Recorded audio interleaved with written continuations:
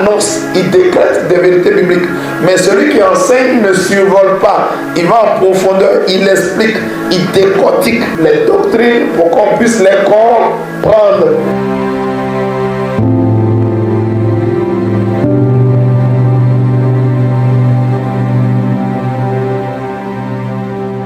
Jésus n'a pas envoyé les apôtres et lui-même il reste à ne rien faire.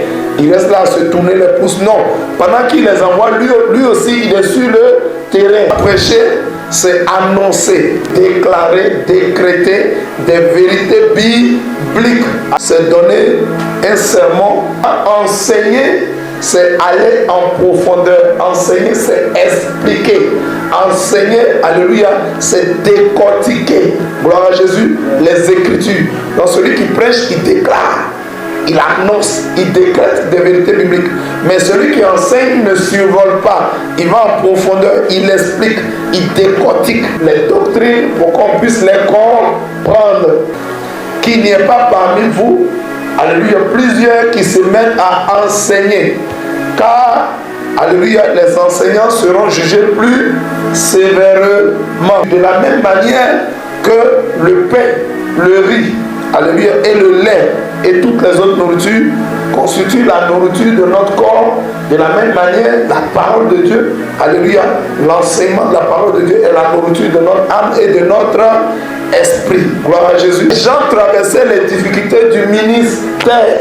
Dans les épreuves, dans les difficultés, plusieurs disciples sont portés, sont amenés à commencer à douter même de Christ, sont portés à douter maintenant, alléluia, du sauveur de l'humanité. Il y a certains qui pensent que dans le ministère, tout doit être rose. On ne doit jamais expérimenter les difficultés. Jésus forme ses serviteurs dans la chaleur. Alléluia. Les militaires, où est-ce qu'on les forme? Est-ce qu'on les forme dans la climatisation? On les forme en brousse dans les forêts. Ils passent dans les eaux. Parfois, il y a des animaux féroces, des crocodiles, tout ça. Mais on les forme dans les difficultés. Et Jésus aussi forme ses disciples dans les difficultés. Il dit moi-même qui suis le bois vert, c'est-à-dire le bois vivant, le bois qui donne la vie, le bois qui a la vie en lui-même. Alléluia. Si on m'a fait cela, si je suis passé par les persécutions, en plus forte raison, il sera heureux celui qui persévère dans la foi. Mais Jean qui avait cru, alléluia, et qui a bien fait le ministère, aujourd'hui il doute. Aujourd'hui il est dans le doute. Est-ce que par le doute on peut aller au ciel? Non. Si tu es dans le doute, si tu es dans l'incertitude, alléluia, et que tu ne manifestes pas la foi, gloire à Jésus, ne t'imagine pas que tu recevras quelque chose de Dieu. Parce que la Bible dit que celui qui s'approche de Dieu croit que Dieu existe, qu'il est le rémunérateur de celui qui le cherche. Tous ceux qui sont nés de femmes, il n'y a pas un qui est plus grand que Jean-Baptiste. Amen, amen. Mais dans le royaume de Dieu, là, Jean-Baptiste est le plus petit. Il dit, vous me chercherez et vous me trouverez si et seulement si vous me cherchez de tout votre cœur. Celui qui cherche Dieu de tout son cœur, il est violent spirituellement. Jean faisait de nombreux jeûnes. Jean le Baptiste, il jeûnait tout le temps. Les gens disent, lui là, on dit quoi? On dit, il gêne trop. Réellement, il est devenu maigre. Il a un démon, il est possédé. Jésus est venu maintenant, Jésus mange. Il boit et les gens disent non, on dit là. Non. Il est toujours pareil, il mange avec. Bon, on fait comment maintenant? Dans l'œuvre de Dieu, comment voulez-vous qu'on se tienne? Si tu gênes, on dit tu gênes trop. Et l'homme de Dieu là, non, l'homme de Dieu là, c'est pas propre. Il maigrit trop. Regarde comment les os sont sortis sur son visage. Tu gênes, oh, c'est problème. Tu dis bon, tu manges encore, oh, c'est problème. Vous voyez comment Jésus a exprimé ça? Alléluia. Pour dire quoi? Quelle que soit la dimension dans laquelle tu vas servir le Seigneur, les hommes trouveront toujours quelque chose à redire. Continuez le service. Parce qu'on aura toujours à redire sur vous. Notre maître même Jésus, qui est le Dieu vivant, qui est le véritable Dieu, on l'a critiqué. On a critiqué son ministère, on a critiqué ses miracles. Les pharisiens, même par jalousie, l'ont appelé un serviteur de Dieu travaillant par Belzébul. Pourtant, nous savons que Jésus est vrai. Alléluia. Donc, il est en train de nous donner ici une leçon pour dire, continuez l'œuvre. Alléluia. Ne vous inquiétez pas de tout ce qu'on lance sur vous. Tous les pays où aujourd'hui l'islam est rempli. Paul il a conquis tous ces pays-là. Et implanté là-bas, il a implanté plusieurs églises, plusieurs missions du Seigneur Jésus-Christ. Amen, amen. Il a bien fait le travail. Mais aujourd'hui, plusieurs de ces pays, amen, amen, ne sont plus dans le Seigneur Jésus. Les gens ont embrassé d'autres religions et ils sont devenus des religieux. Tu as connu la vérité, tu as goûté à la vérité, tu as expérimenté Christ. Et demain on te voit, on dit, hey, Jésus, il parle de choses. Vous savez, les affaires, vous savez, l'argent, les affaires, il ne parle plus de Jésus. Il n'a plus rien à voir avec Jésus. Il n'a plus rien à faire avec Jésus. Comment on appelle ce genre de personne? Il a rétrogradé. Vous savez que Sodome et Gomorrhe sont des villes qui ont été punies par le feu. Amen, amen. Mais Jésus dit que si les miracles que j'ai fait au milieu de vous, parmi vous, si j'avais fait ça à Sodome et Gomorrhe, depuis ce serait répandu. Alléluia. Ça veut dire qu'ils avaient un cœur dur comme la pierre. Vous connaissez le cœur d'un enfant. Un enfant, alléluia, n'est pas orgueilleux. Un enfant, alléluia, ne garde pas rancune. Un enfant ne se venge pas. Alléluia. Un enfant ne se venge pas. Un enfant est humble. Et celui qui n'est pas dans l'humilité, qui est déjà trop rempli de lui-même, il est déjà rempli d'orgueil, est-ce qu'il peut recevoir quelque chose de Christ? Est-ce qu'il peut recevoir quelque chose de la part de Jésus? Non. Alléluia. C'est pourquoi Jésus dit, le Père a révélé ça aux enfants. Si et seulement si tu as un cœur d'enfant, le cœur d'enfant c'est un cœur d'humilité, c'est un cœur de totale humilité. Je suis venu pour les bien portants, je suis venu pour ceux qui sont malades, ceux qui sont souffrants. Gloire à Jésus. Donc tout pécheur qui est sincère dans sa confession, alléluia, et qui est fatigué de sa situation spirituelle, Jésus est venu pour toi. Jésus est venu pour t'apporter la solution. Alléluia. Jésus dit, quiconque reconnaît qu'il est vraiment un pécheur, qui confesse sincèrement ses péchés et qui renonce à eux, alléluia. Jésus dit, il lui accordera le repos, il lui fera grâce. Alléluia.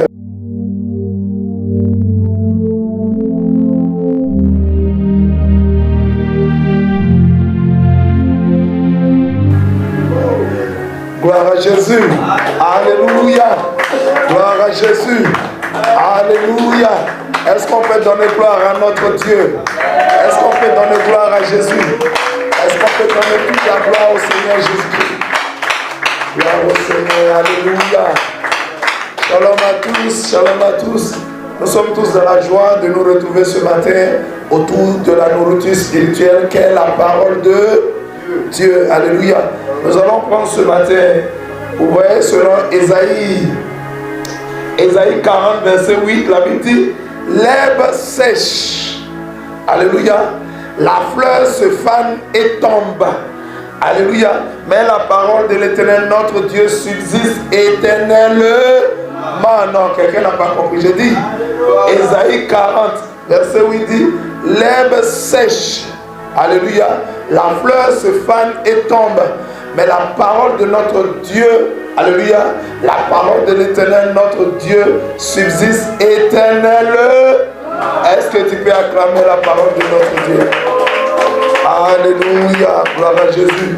Shalom à tous, ce matin nous sommes encore et toujours dans la joie de vous retrouver autour de cette émission enseignement et études bibliques appelée ce matin. Nous serons dans le Nouveau Testament. Nous allons aborder le NT24, c'est-à-dire lecture de la Bible selon le Nouveau Testament, la partie 24. Nous serons aujourd'hui dans Matthieu chapitre 11. Nous allons rapidement voir Matthieu 10. Qu'est-ce que nous avons vu?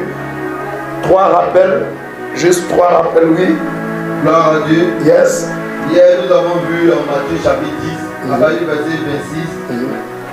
Jésus nous avertissait toujours des difficultés du ministère. Yes. Et on a dit Jésus nous avertit parce que lui-même a passé par là, il a expérimenté voilà, les difficultés du ministère et il a triomphé. Donc nous encourage à cela.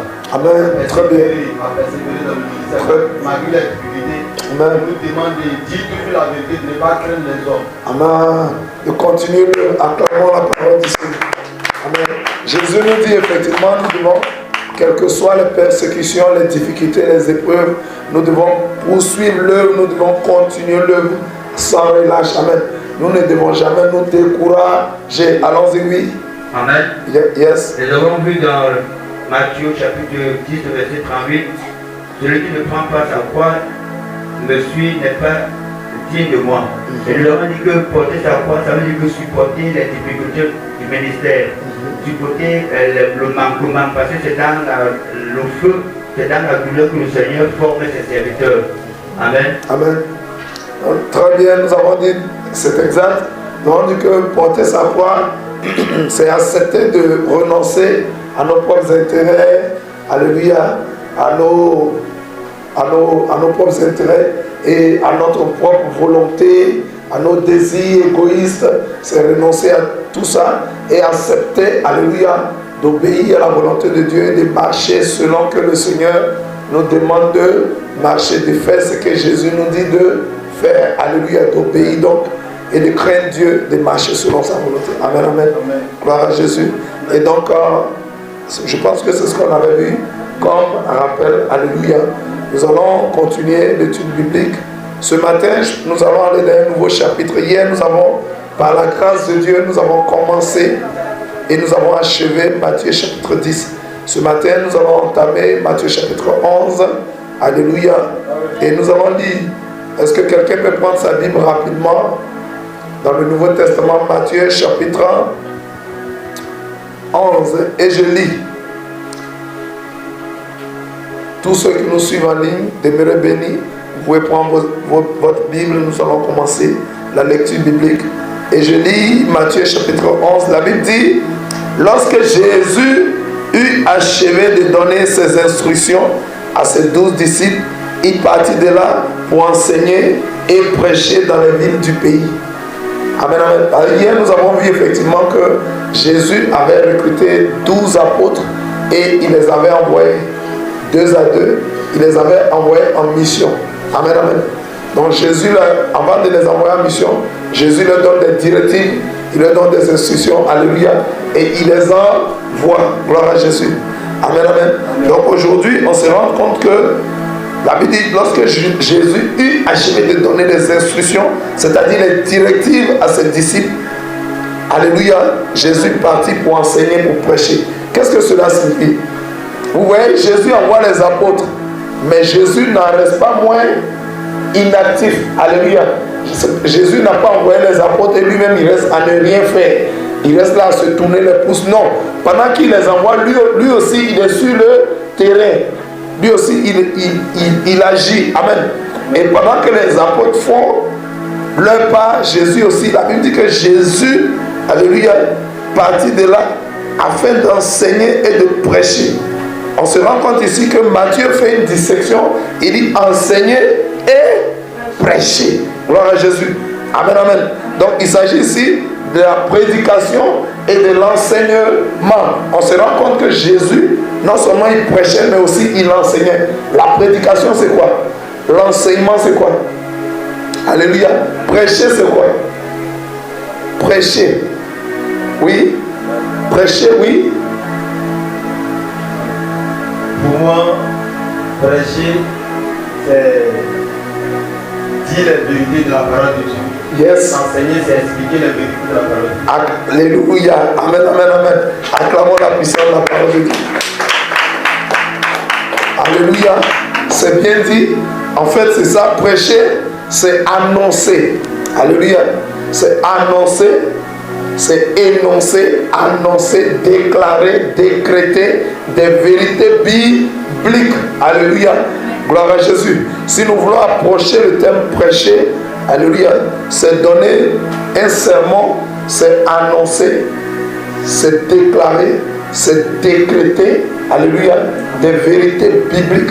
Gloire à Jésus. Cependant, enseigner, c'est aller en profondeur. Enseigner, c'est expliquer. Enseigner, alléluia, c'est décortiquer. Gloire à Jésus, les Écritures. Pendant que dans la prédication, nous annonçons, nous déclarons, par exemple, quelqu'un qui prêche, il dira Jésus-Christ est Seigneur. Il vient de déclarer ça, c'est une vérité biblique. Il dit, il est venu pour sauver l'humanité. C'est une vérité biblique. Alléluia. Il est venu pour prendre nos péchés. C'est une vérité biblique. Donc celui qui prêche, il déclare, il annonce, il décrète des vérités bibliques. Mais celui qui enseigne ne survole pas. Il va en profondeur, il explique, il décortique. Alléluia. Pour que les doctrines, pour qu'on puisse les comprendre. Pourtant, vous pouvez faire 30 minutes, 40 minutes de prédication, tout en déclarant seulement des vérités bibliques, tout en annonçant la parole de Dieu. Alléluia. Mais si vous voulez enseigner, il vous faut expliquer, il vous faut aller en profondeur, il vous faut décortiquer. Alléluia. Il faut que les gens comprennent les doctrines. Gloire à Jésus. Et Jacques nous dit en Jacques 3, verset 1, il dit, mes frères, qu'il n'y ait pas parmi vous, alléluia, plusieurs qui se mettent à enseigner. Car, alléluia, les enseignants seront jugés plus sévèrement. Pourquoi les enseignants seront jugés plus sévèrement? Vous savez, l'enseignement est vraiment une nourriture. Tout enseignement est une nourriture.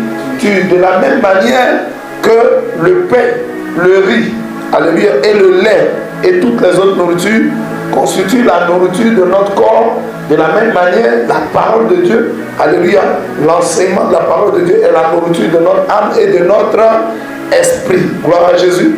Donc tout enseignement est réellement une nourriture. Donc quand vous donnez un enseignement, si la nourriture est bonne, alléluia, alléluia, elle fait quoi? Elle fait du bien. Si la nourriture est bonne, elle nourrit. Un enfant qui reçoit une bonne nourriture, qu'est-ce qui se passe? Il grandit, il croit bien, il grandit bien. Mais un enfant qui reçoit une mauvaise nourriture, qu'est-ce qui se passe? Il peut tomber malade. Alléluia. Cela peut lui donner des indigestions. Alléluia. Il peut avoir même des maladies dues à l'insuffisance de certains membres dans son corps. Gloire à Jésus. Il peut même en mourir de la mauvaise nourriture. C'est pourquoi un très bon enseignement, ça nourrit, ça fait grandir, ça fait croître. Le peuple de Dieu, ça les édifie, ça les fortifie. Mais une mauvaise nourriture, ça peut tuer. Alléluia. Ça peut même faire du mal, ça peut tuer, ça peut détruire. Gloire à Jésus. C'est pourquoi Jacques dit qu'il n'y ait pas parmi nous plusieurs qui se mettent à enseigner, parce que nous serons jugés plus sévèrement. Parce que celui qui enseigne, alléluia, amen, amen, qui enseigne des vérités bibliques, il peut aider le peuple de Dieu à être fortifié, à être édifié et à grandir. Mais celui qui donne des mensonges, gloire à Jésus, alléluia, cela peut égarer le peuple. Et celui qui a égaré le peuple de Dieu, il aura un compte à rendre. Amen. Donc l'enseignement, la responsabilité au niveau de l'enseignement est vraiment élevée, est vraiment beaucoup plus sévère. Alléluia.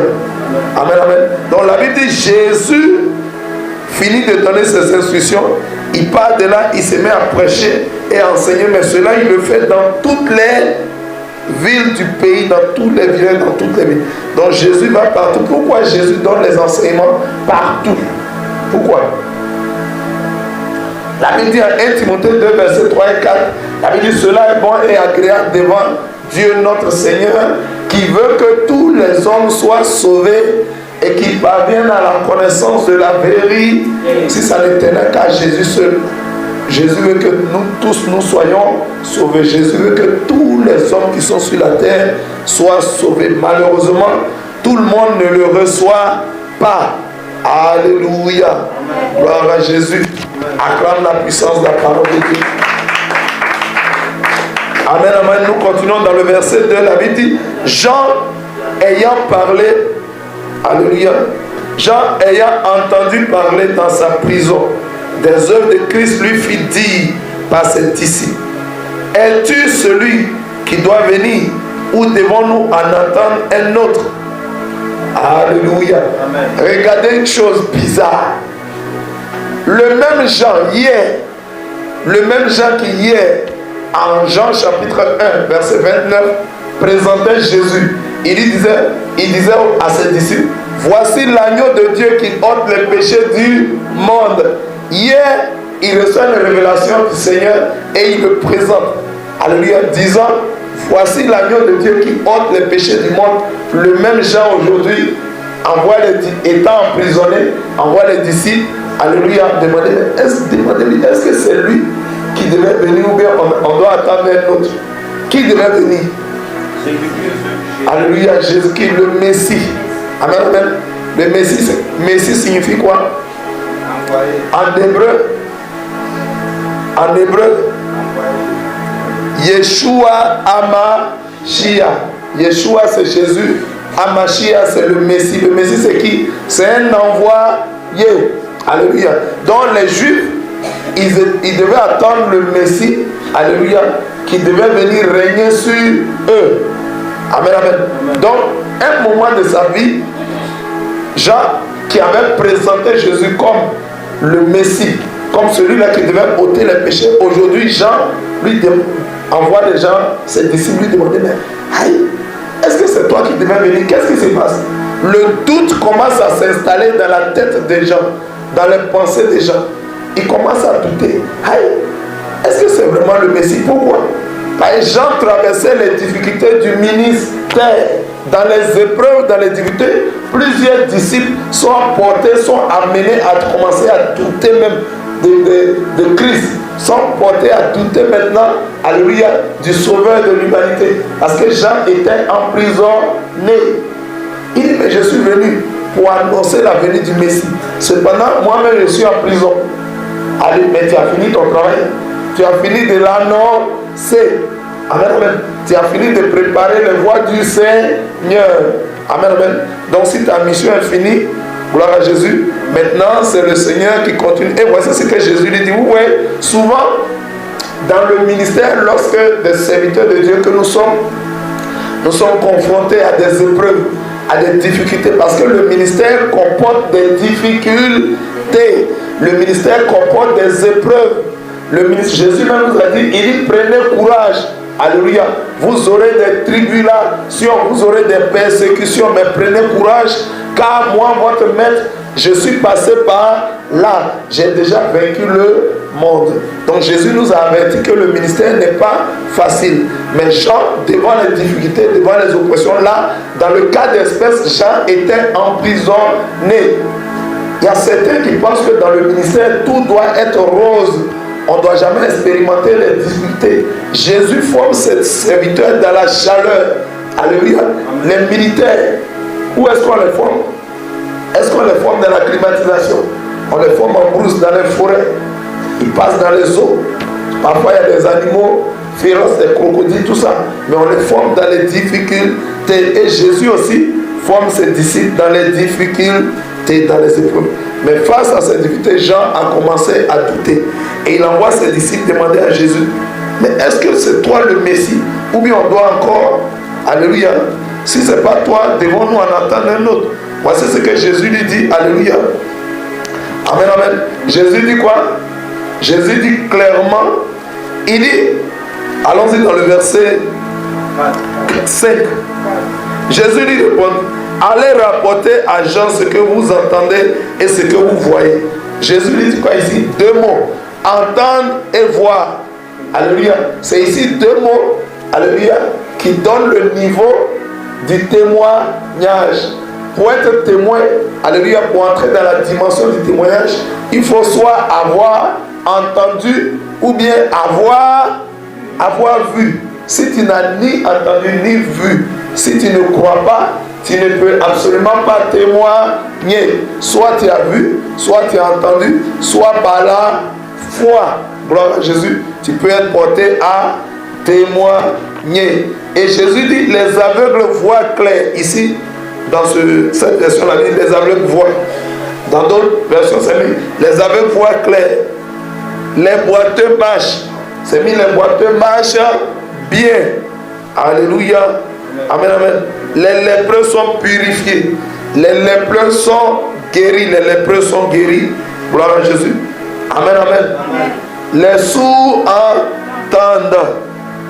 Les morts ressuscitent.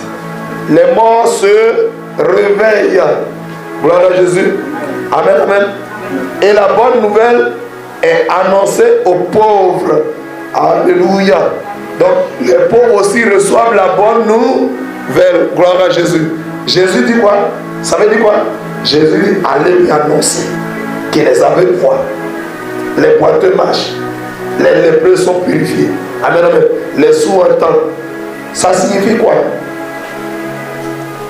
Le règne du royaume de Dieu. Le règne de Dieu est là. Alléluia. Parce que toutes les infimités, toutes les incapacités sont renversées et résolues. Alléluia. Acclame la puissance de la parole. Amen, amen. Amen, amen. Donc le royaume de Dieu s'est approché de nous. Ça veut dire quoi?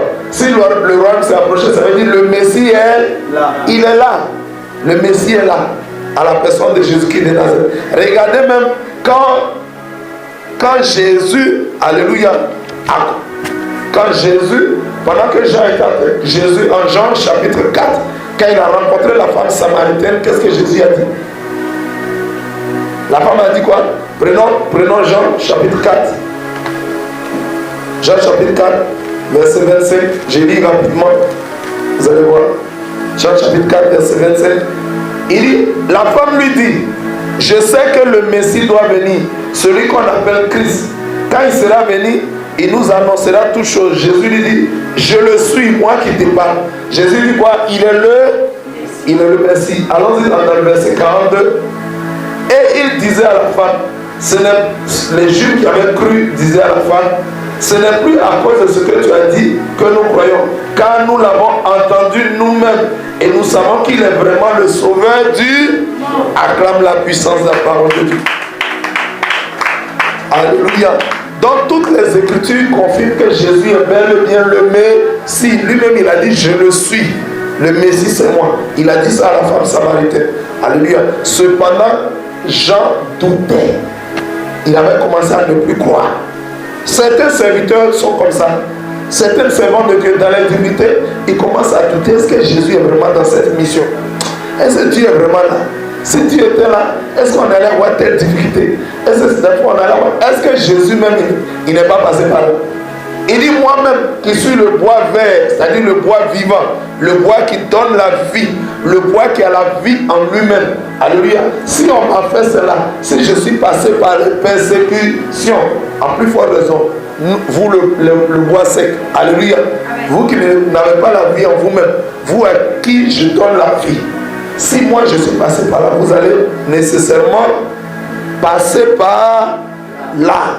Gloire à Jésus. Amen, amen. Alors dans le verset 6, il dit, heureux celui pour qui je ne serai point une occasion de chute. Gloire à Jésus. Jésus dit quoi? Il dit, il est heureux. C'est pourquoi Jésus a dit cette phrase.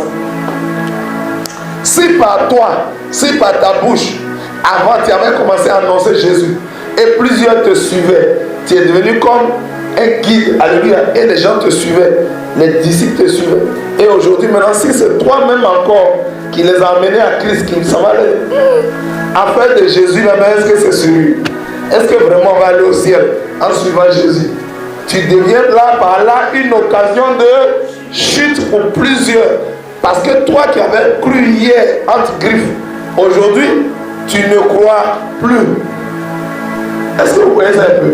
Tu deviens donc une occasion de chute. C'est pourquoi Jésus dit, il sera heureux, celui-là qui refuse de ne pas croire en moi. C'est-à-dire celui qui persévère dans la foi. Si hier tu as cru en Jésus, aujourd'hui tu dois croire, demain tu dois continuer à croire. Mais Jean qui avait cru, alléluia, et qui a bien fait le ministère, aujourd'hui il doute. Aujourd'hui il est dans le doute. Est-ce que par le doute on peut aller au ciel? Non. Donc, l'enseignement que le Seigneur nous donne ici, c'est de ne point douter. Alléluia. De ne point douter. Parce que la Bible dit, celui qui doute, c'est le livre de Jacques qui le dit, il est comme un buisson, un roseau qui penche de côté et d'autre. La Bible dit qu'un tel homme ne s'imagine pas recevoir quelque chose de Dieu. Alléluia.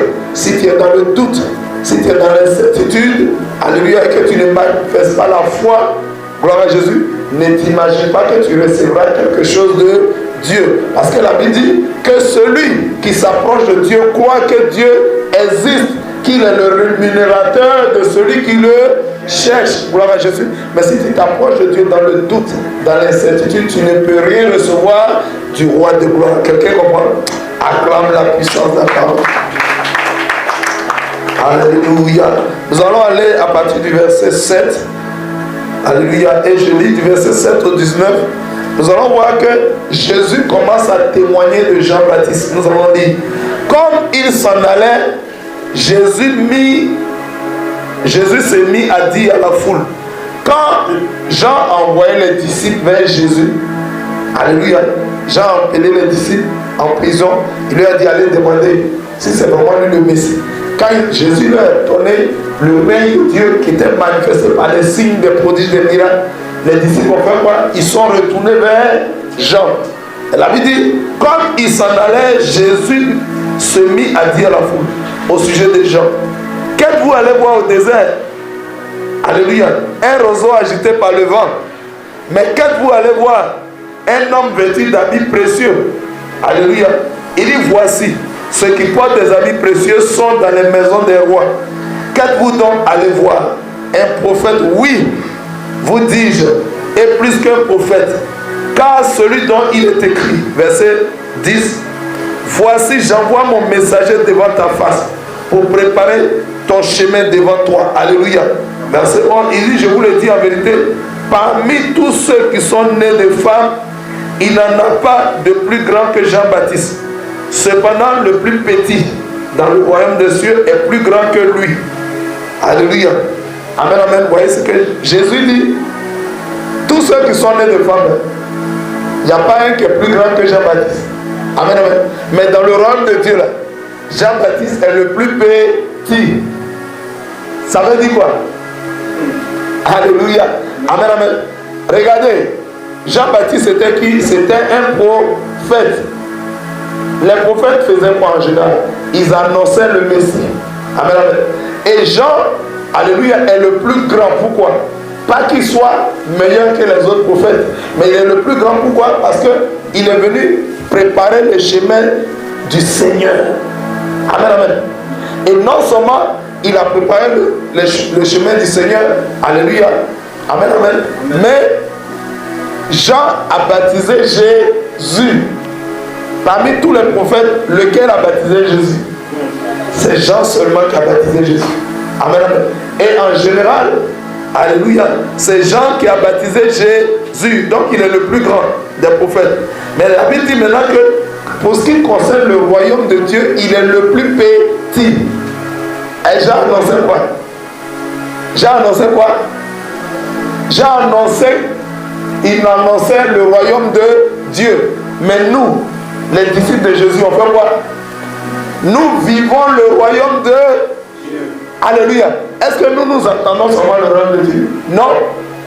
Alléluia. Nous sommes dans la nouvelle alliance dont nous expérimentons le royaume. Eux, les prophètes de l'ancien temps, ils n'ont fait qu'annoncer le royaume sans le vivre, sans l'expérimenter. Alléluia. Sans le connaître véritablement. La preuve, voici un de leurs. Jean, qui a aussi annoncé le Messie. Il a dit, voici l'agneau de Dieu. Mais quelques temps après, il commence à douter. Mais les disciples de Jésus, ça veut dire les chrétiens, eux, ils font quoi? Ils vivent le royaume. Au lieu de seulement entendre le royaume, ils vivent le... Donc, ils sont plus grands comme la puissance de la parole. Gloire à Jésus. Amen, amen. En tant que précurseur du Messie, Jean est donc le plus grand. Amen, amen. Mais nous, les disciples, gloire à Jésus, nous expérimentons le royaume. Amen, amen. Qui est symbolisé par la nouvelle alliance. Les prophètes ont annoncé le royaume. Les disciples de Jésus vivent le royaume. Acclament la puissance de la parole. On continue dans le verset 12. La Bible dit, depuis le temps de Jean-Baptiste jusqu'à présent, le royaume des cieux est forcé. Ce sont les violents qui s'en emparent. Ça veut dire quoi? Alléluia. La violence, c'est quoi? Ici, il ne s'agit pas de violence physique. Amen, amen. Amen, amen. Mais la Bible dit quoi? Vous voyez, le Seigneur dit dans le livre de Jérémie, il dit, vous me chercherez et vous me trouverez si et seulement si vous me cherchez de tout votre cœur. Celui qui cherche Dieu de tout son cœur, il est violent spirituellement. Alléluia. Amen, amen. Celui qui n'est pas passif, celui-là, alléluia, qui n'est pas dans l'indifférence, qui n'hésite pas. et qui ne manque pas de conviction, celui-là, il fait quoi? S'il soupire de tout son cœur, s'il est zélé pour le royaume, il recherche le royaume avec zèle de tout son cœur, Dieu nous donne la garantie que nous allons le trouver. Il dit, vous me cherchez, vous me trouverez. Si et seulement si, il y a une condition, vous me cherchez réellement. Si et seulement si vous me cherchez véritablement. Alléluia. Sans indifférence, sans hésitation, sans conviction. Alléluia. Sans passivité, mais dans le zèle total. Acclame la puissance de la parole. Et nous continuons, la Bible dit dans Matthieu chapitre 13, à partir du 12, ça veut dire depuis le temps de Jean-Baptiste jusqu'à présent, le royaume des cieux est forcé, ce sont les violents qui s'en emparent. Car tous les prophètes et la loi, alléluia, ont prophétisé jusqu'à Jean. Amen, amen. Si vous voulez le comprendre, c'est lui qui est Élie qui devait venir. Amen, amen. Celui qui a des oreilles pour entendre, entend. Pourquoi Jésus appelle ici Jean, ou bien faire passer Jean pour le Élie qui devait venir? Gloire à Jésus. Pourquoi Jésus l'appelle le Élie qui devait venir? Amen, amen. Amen, amen. Pourquoi? Question, prenez le micro.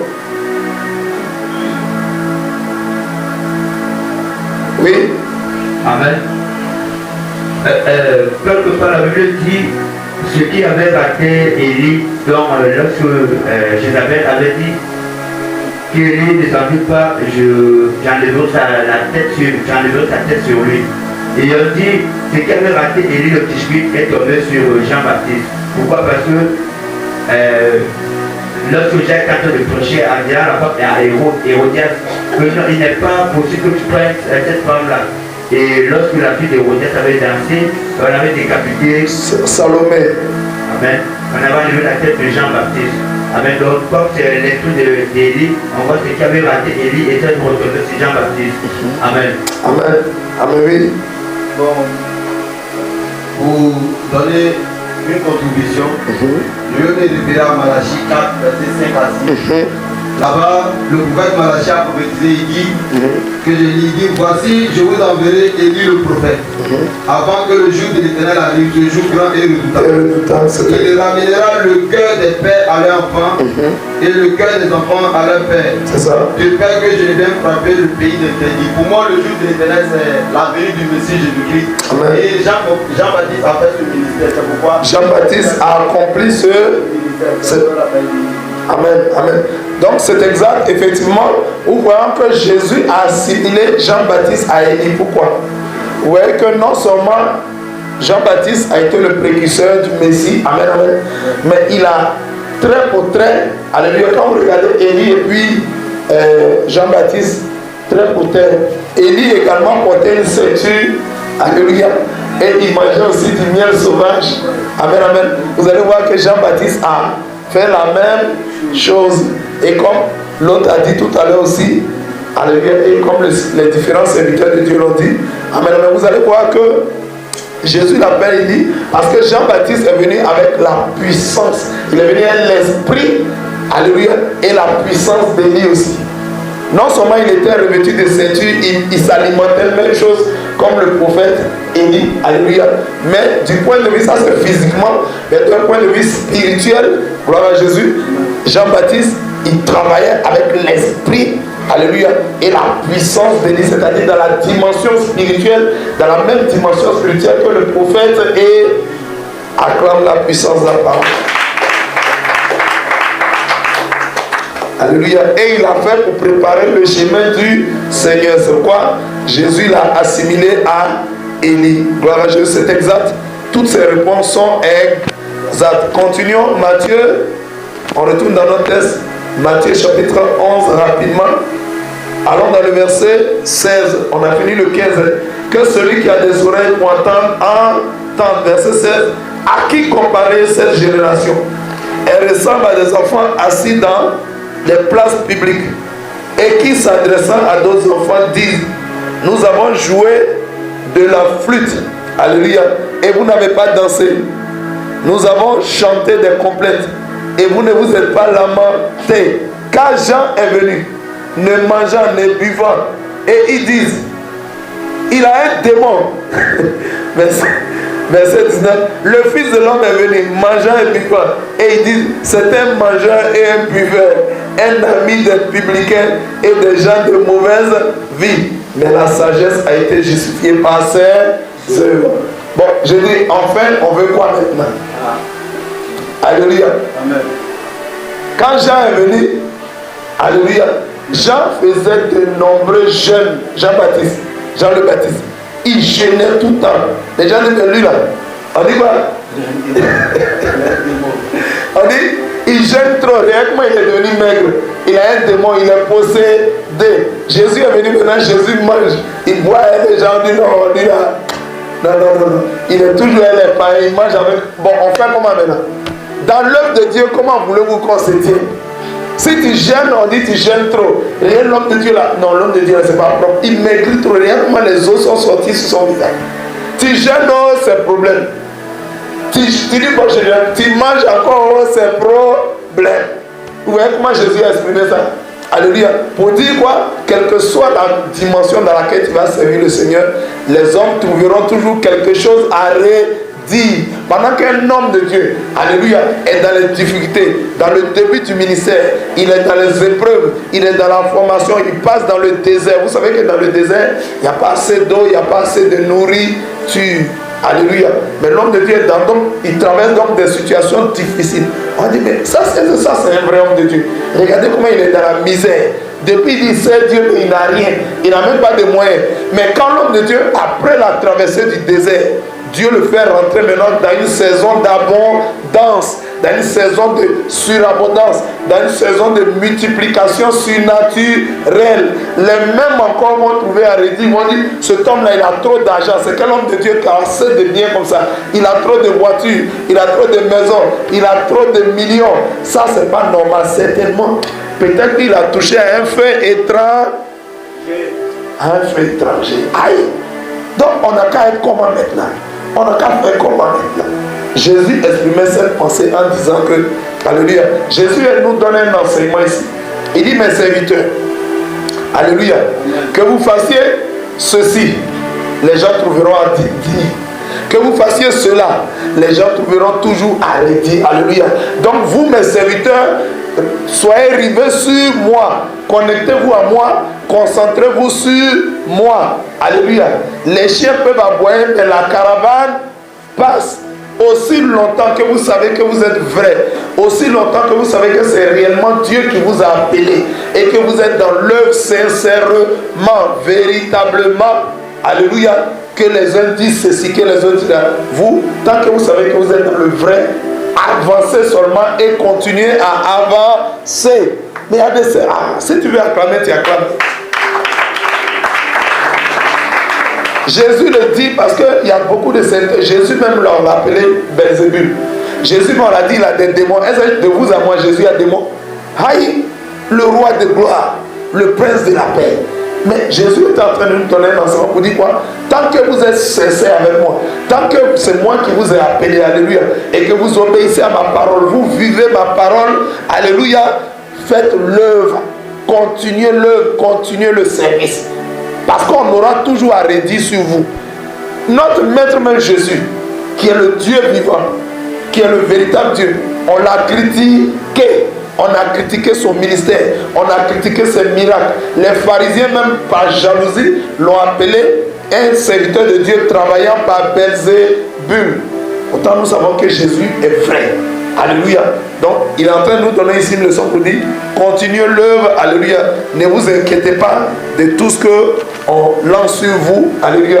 Tout ce qu'on vous dit. Tant que vous êtes vrai, tant que vous êtes dans la vérité, ne vous souciez pas de tout ce qu'on dit.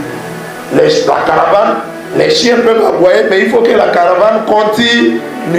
On va vous critiquer, on va vous dénigrer, on va même dire du mal de vous. Il y aura des faux témoignages sur votre compte. Mais tant que vous savez que vous êtes dans la vérité, tant que vous savez que c'est Jésus qui vous a réellement appelé, alléluia, et que vous obéissez à sa parole, que vous marchez dans la sainteté, dans la pureté, continuez tranquillement, sans regarder ni à gauche ni à droite. Amen. Acclamons la puissance de Dieu. Nous continuons, verset 20. Alors il s'est mis à faire des reproches aux villes dans lesquelles avaient eu lieu la plupart de ces miracles, parce qu'elles ne s'étaient pas répandues. Ici, notre Seigneur, notre Sauveur Jésus-Christ, alléluia, qu'est-ce qu'il fait aujourd'hui? Il commence à fustiger, à blâmer plusieurs villes où l'essentiel des miracles de Jésus se sont déroulés. C'est comme, regardez au jour d'aujourd'hui, l'œuvre que Paul a fait. Paul dit, j'ai achevé la course, j'ai gardé la foi. Paul est passé dans tous ces pays aujourd'hui, que vous voyez là. Tous les pays où aujourd'hui l'islam est rempli. Paul il a conquis tous ces pays-là. Et implanté là-bas, il a implanté plusieurs églises, plusieurs missions du Seigneur Jésus-Christ. Amen, amen. Il a bien fait le travail. Mais aujourd'hui, plusieurs de ces pays, amen, amen, ne sont plus dans le Seigneur Jésus. Les gens ont embrassé d'autres religions et ils sont devenus des religieux.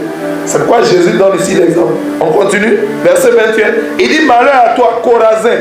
Il dit, malheur à toi, Bethsaïda. Car si les miracles qui ont été faits au milieu de vous avaient été faits dans Tyr et Sidon, il y a longtemps qu'elle se serait repentie en prenant le sac et la cendre, c'est-à-dire la repentance c'est Tyr ici. Il s'agit ici, Jésus parle ici de la Phénicie. La Phénicie, ça comprend Tyr, ça comprend Sidon. Tyr qui correspond à peu près au Liban, alléluia, et Sidon qui correspond à la Syrie. Donc on parle de Phénicie, c'est cette zone-là. Donc Jésus dit, il est passé là-bas, il a annoncé la parole de Dieu. Mais cependant, ils sont toujours dans l'incrédulité, ils ont perdu la foi.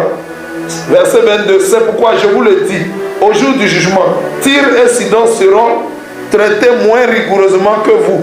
Et toi, Capernaum, seras-tu élevé jusqu'au ciel? Non, tu seras abaissé jusqu'au séjour des morts.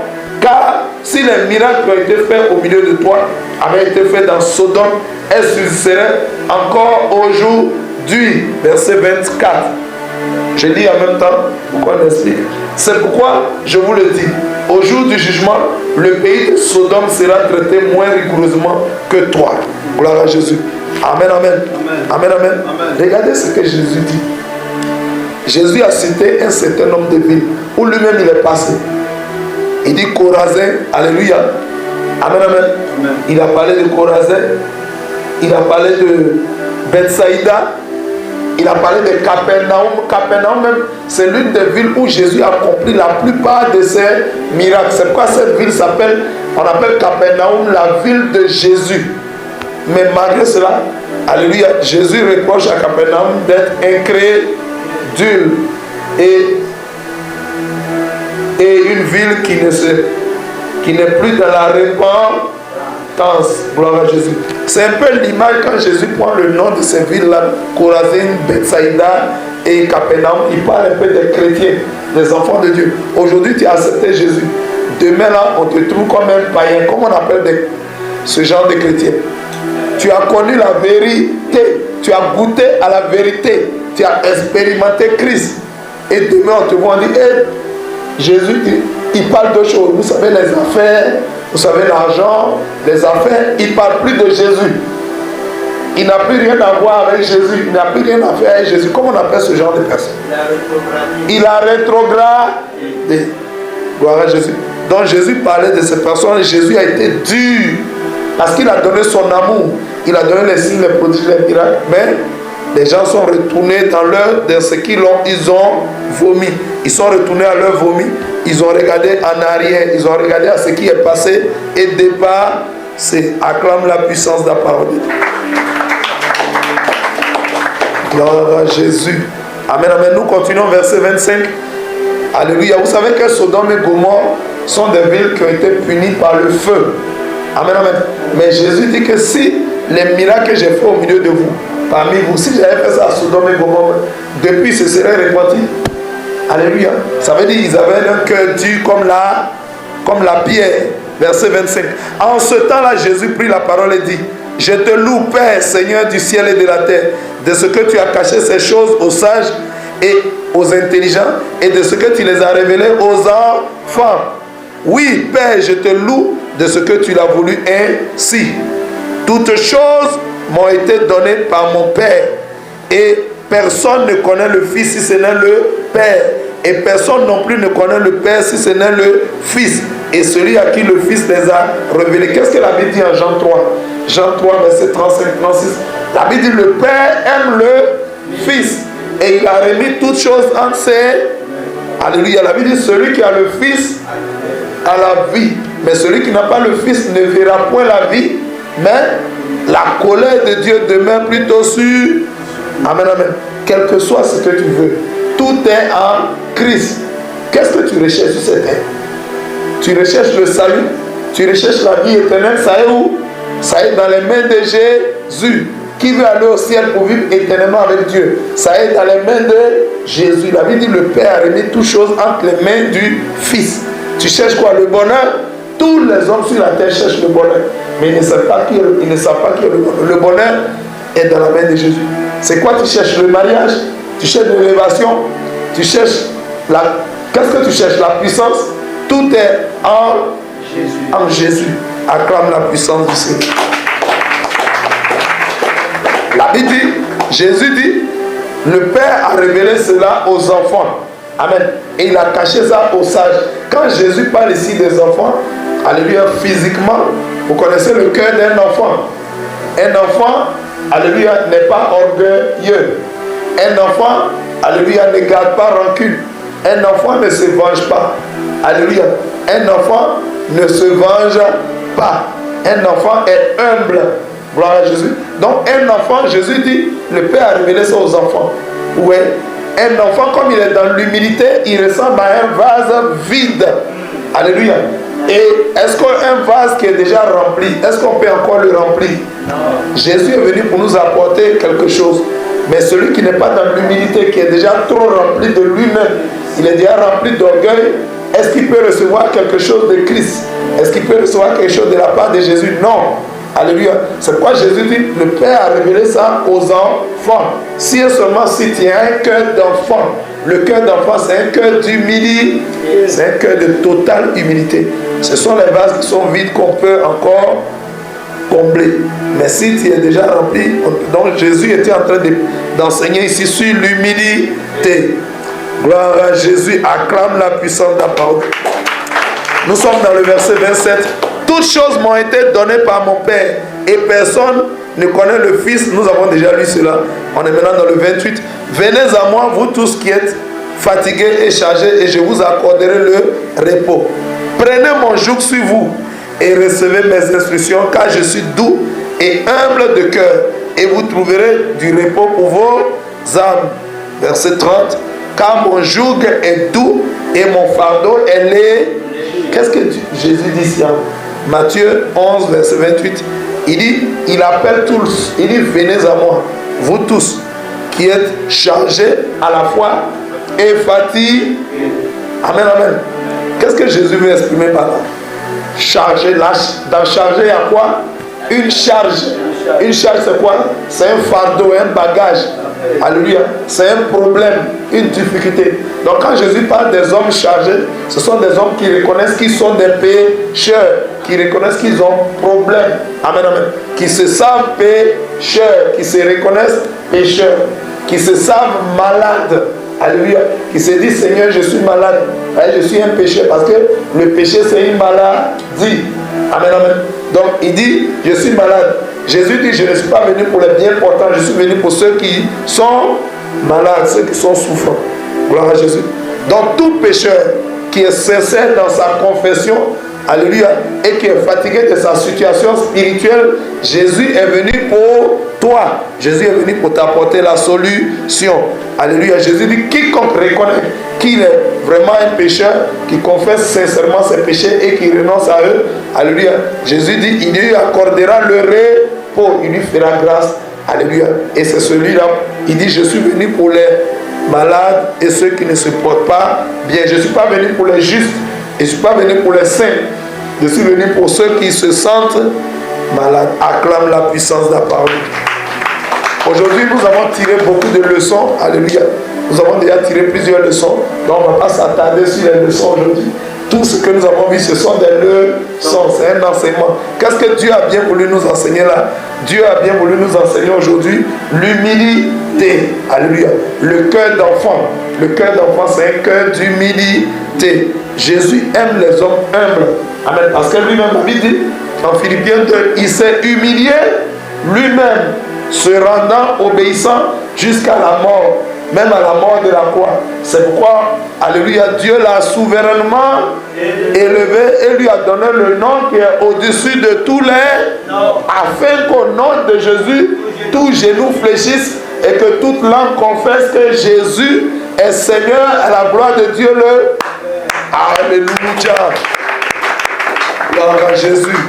Amen, amen. Est-ce que quelqu'un a été béni en ce jour? Amen. Tu vas commencer à prier. Tu vas dire au Seigneur, tu m'as enseigné aujourd'hui l'humilité. Alléluia. Tu m'as enseigné aujourd'hui le cœur d'enfant. Amen, amen. Et tu as dit que je dois avoir un cœur repentant. Gloire à Jésus. Je dois reconnaître mes péchés et te les confesser afin que tu m'accordes le repos. Alléluia. De mon âme. Qu'il en soit ainsi. Merci Saint-Esprit, en ce jour encore, tu nous as richement bénis. Que ton nom soit glorifié, que ton nom soit magnifié, que ton nom soit exalté, que la gloire et l'honneur te reviennent. Au nom puissant de Jésus-Christ, nous avons ainsi prié. Quelqu'un dit Amen. Acclame la puissance de la parole. Gloire à Jésus. En fait, nous avons maintenant 2 heures de temps. On n'a plus 3 heures, on n'a pas 1h30, 1h30. Donc on fait 45 minutes, 45 minutes.